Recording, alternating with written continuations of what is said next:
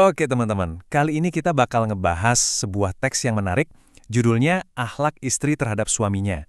Nah, tulisan ini tuh isinya semacam panduan ya, dari satu sudut pandang Islam tertentu, tentang gimana sih kerangka hubungan pernikahan yang dianggap ideal. Yuk, langsung aja kita telusuri bareng-bareng. Jadi ada 5 poin utama yang akan kita lihat dari teks ini. Pertama, soal peran suami sebagai pemimpin. Terus kita masuk ke prinsip ketaatan. Ketiga, tugas-tugas di dalam rumah. Keempat, soal menjaga privasi pernikahan. Dan yang terakhir, kita akan lihat soal batasan-batasan perilaku yang katanya butuh izin suami. Oke, kita mulai dari yang pertama, ya. Ini nih bisa dibilang fondasinya dari semua pembahasan di teks ini, yaitu soal posisi suami sebagai kepala keluarga.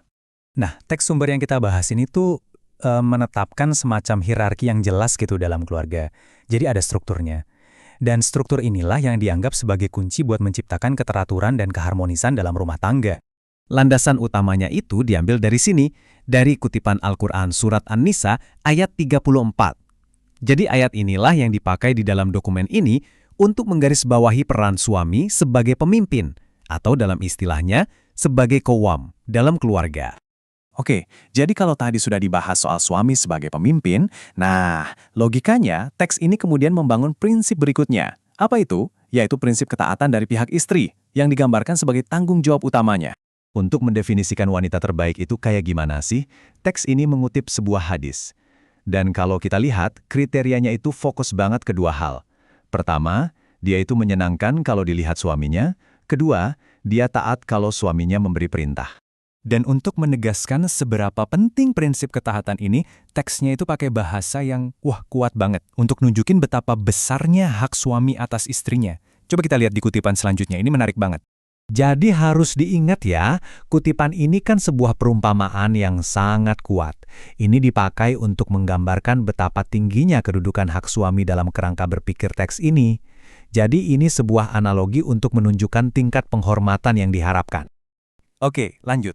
Sekarang kita masuk ke bagian yang lebih praktis, yaitu tugas-tugas seorang istri menurut dokumen ini. Nah, ini dibagi jadi dua area utama. Pertama, soal ngurus rumah tangga, dan kedua, soal hubungan intim. Nah, ini menarik. Ternyata, teks ini juga menyebut istri sebagai pemimpin loh.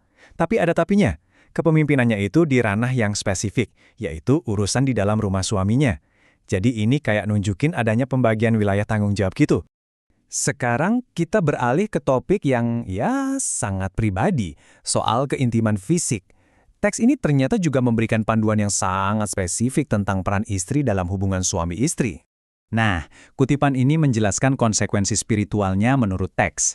Dikatakan di sini kalau seorang istri menolak ajakan suaminya ke tempat tidur, tentunya tanpa ada alasan yang sah ya, maka malaikat disebut akan melaknatnya sampai pagi. Oke, topik penting lainnya adalah soal menjaga privasi pernikahan. Intinya sih, teks ini sangat menekankan prinsip untuk nggak membicarakan urusan internal suami istri ke orang lain, apalagi yang sifatnya sangat intim. Dan yang perlu digarisbawahi, aturan soal menjaga rahasia ini berlaku buat dua-duanya ya, bukan cuma buat istri. Seperti yang bisa kita lihat dari hadis ini, larangannya itu jelas, baik untuk suami maupun istri yang menyebarkan rahasia pasangannya. Nah, kita sudah sampai di bagian terakhir dari isi teks ini. Di sini kita akan lihat beberapa tindakan spesifik dari istri yang menurut sumber ini harus dapat izin dulu dari suami. Di sini kita bisa lihat dua contoh utama yang dikasih di dalam teks. Yang satu sifatnya lebih duniawi katakanlah, seperti keluar rumah. Satunya lagi itu soal ibadah, yaitu puasa sunnah. Nah, untuk kedua hal ini, izin suami disebut sebagai syarat utamanya. Ini nih, dalil spesifik yang dipakai buat contoh soal puasa tadi. Jadi logikanya menurut teks ini, hak suami itu posisinya bahkan lebih didahulukan daripada ibadah sunnah yang dilakukan oleh istrinya. Jadi kalau kita simpulkan semuanya, semua aturan dan panduan yang tadi kita bahas, ini di dalam teks ini disajikan sebagai satu kerangka utuh. Tujuannya apa? Ya untuk membangun pernikahan yang dianggap harmonis dan teratur, yang sejalan dengan tatanan ilahi yang dipercayai oleh teks ini. Nah, dari semua ini, muncul satu pertanyaan besar yang menarik untuk kita pikirkan sama-sama. Gimana sih kerangka aturan agama yang sedetil ini, yang sampai ngatur hubungan antar pribadi, pada akhirnya bisa membentuk identitas seseorang, dan bahkan nilai-nilai yang dipegang oleh satu komunitas? Dan untuk menutup pembahasan kita kali ini, kita akan pakai sebuah frasa yang sangat umum dalam tradisi keilmuan Islam, sebagai pengingat bahwa pengetahuan manusia itu terbatas. Wallahu alam. yang artinya, dan hanya Allah yang Maha Mengetahui.